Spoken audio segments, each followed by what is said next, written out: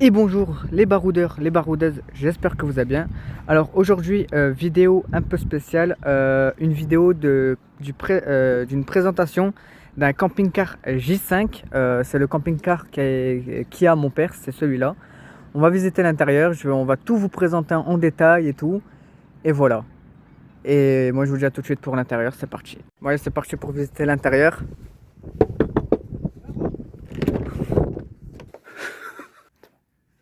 C'est bon? Alors pour la visite du J5 camping-car. C'est simple, hein, t'as les placards de rangement en haut. L'avantage d'un camping-car, c'est que tu as pas mal de rangements. Hop, Il ouais. a tout Mais fait. plus on a de rangement, plus on accumule de choses inutiles. Ah, ça, c'est Là, sûr. on a le frigo. Le frigo. Petit frigo Trimix, mais que je n'ai plus mis le gaz parce que ça consomme beaucoup trop au gaz. Donc, il sera branché par après que sur l'électricité.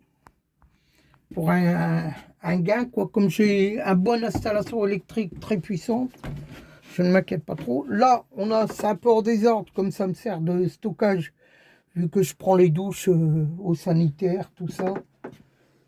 Il y a le toilette, la douche.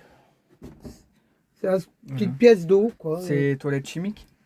Toilette chimique. Que si au début, je comptais le garder, donc je voulais le transformer en toilette sèche. Mais comme ça ne correspond pas à ce que je veux faire comme voyage, il me faut un véhicule qui passe en dessous des barrières, quoi. Donc le véhicule sera d'ici peu en vente. Vu que j'ai acheté ce véhicule sans contrôle technique, je l'ai passé en contrôle technique avec contre-visite.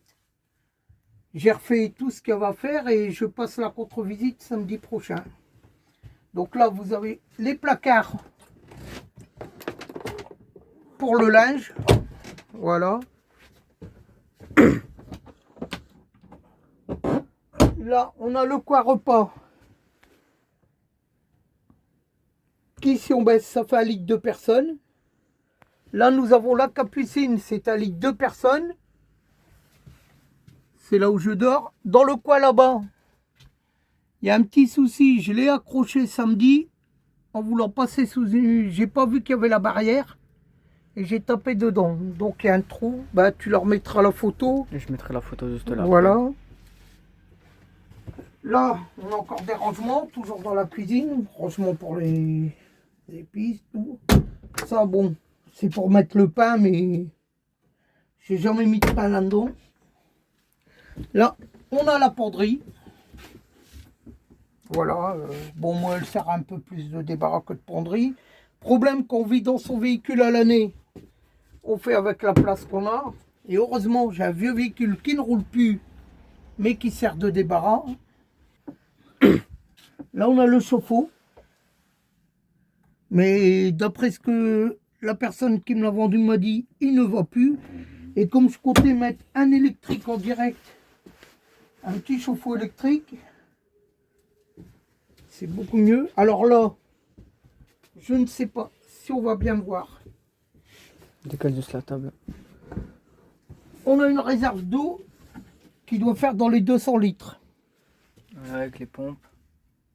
C'est une pompe d'avance. Il y a une pompe et j'ai une pompe d'avance. Voilà.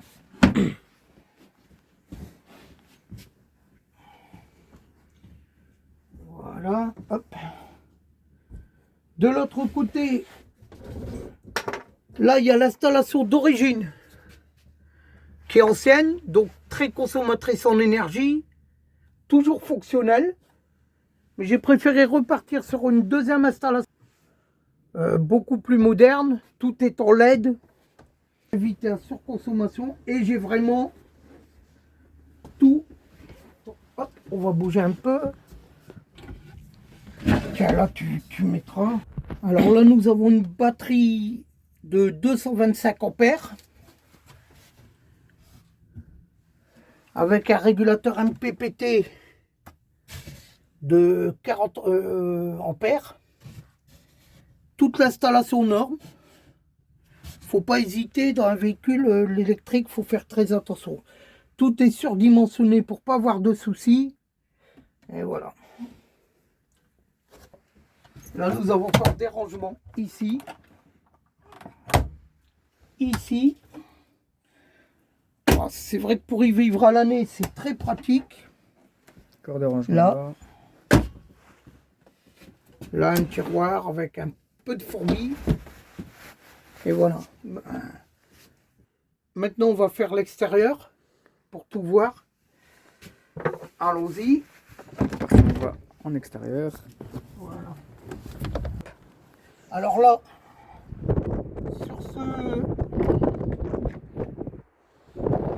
Ici, j'ai changé parce que j'ai pris l'emplacement du gaz pour mettre un chauffage au fioul diesel. J'ai une bouteille comme ça. J'ai le véhicule depuis un bon 6 mois, c'est toujours la même bouteille. Je cuisine pas énorme. J'en ai une d'avance au cas où. Voilà, j'ai quelques outils, le minimum au cas où il y aurait un problème. Voilà. Là, à l'arrière, j'ai un panneau solaire de 425 watts. Hop, ça leur faire. Voilà, panneau solaire de 425 watts. Plutôt grand, comme vous pouvez voir, il prend quasiment toute la place, il reste que ça. Deux fenêtres, sanitaire et cuisine. Et la capucine devant. Voilà. Après, on peut même rajouter des coffres. Ça, c'est pas obligé, c'est si on a envie. On va redescendre, on va regarder en bas.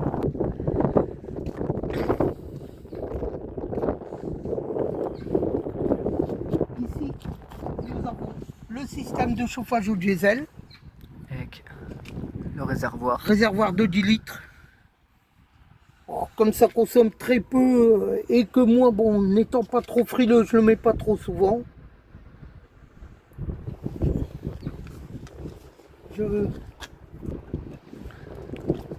En gros, avec 15 litres, c'est une dizaine de 10 jours. litres.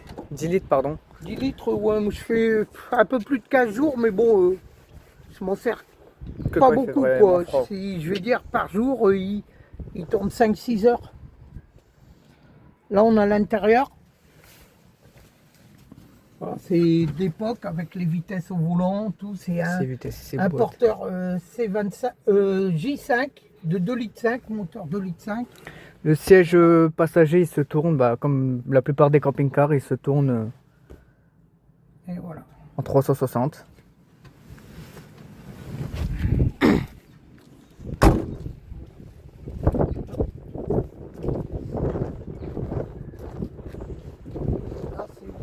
J'ai pris là, malheureusement.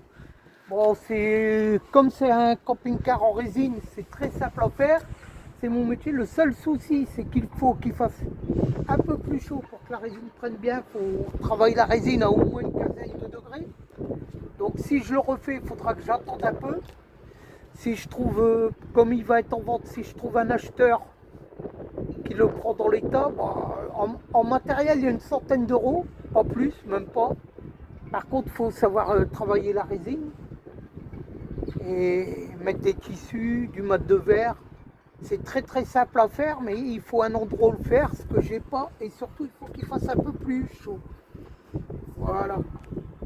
Je crois que question visite, tout est à peu près bon. Là, on a le store qui se déplie. Il fait combien à peu près en diamètre? Ça fait quoi? Ça fait il fait 3 mètres à peu près. 3 mètres. De 3 mètres, oui.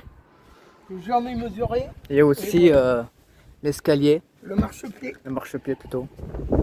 Voilà. Hop.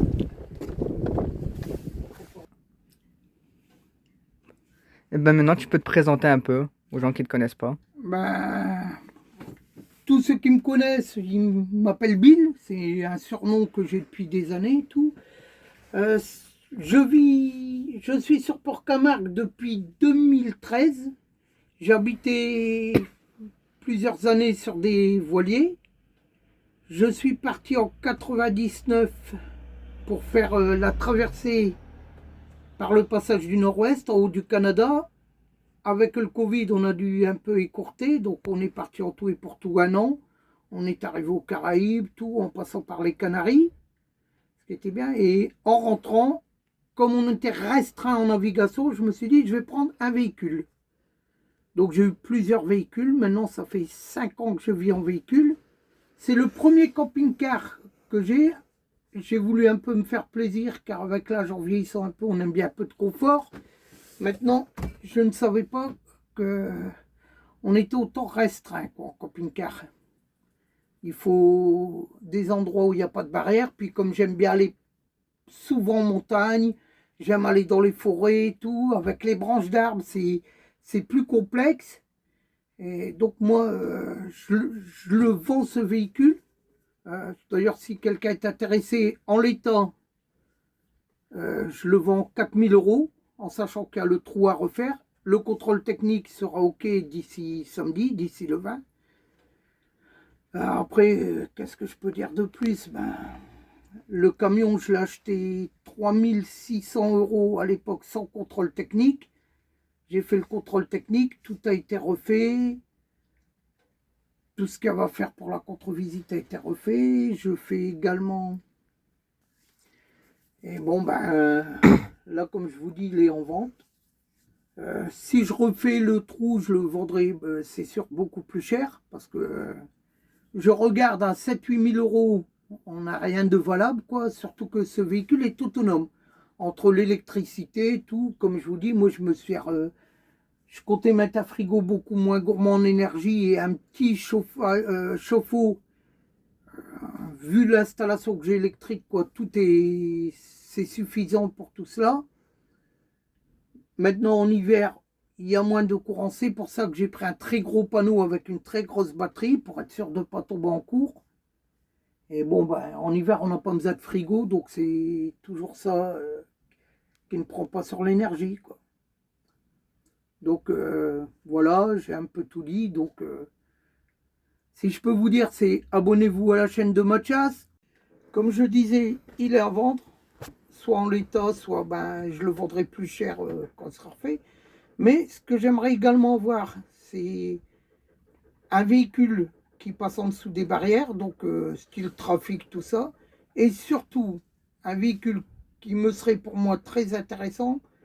Si quelqu'un voudrait en posséder un et qui voudrait changer, c'est un Renault Kangoo 4x4.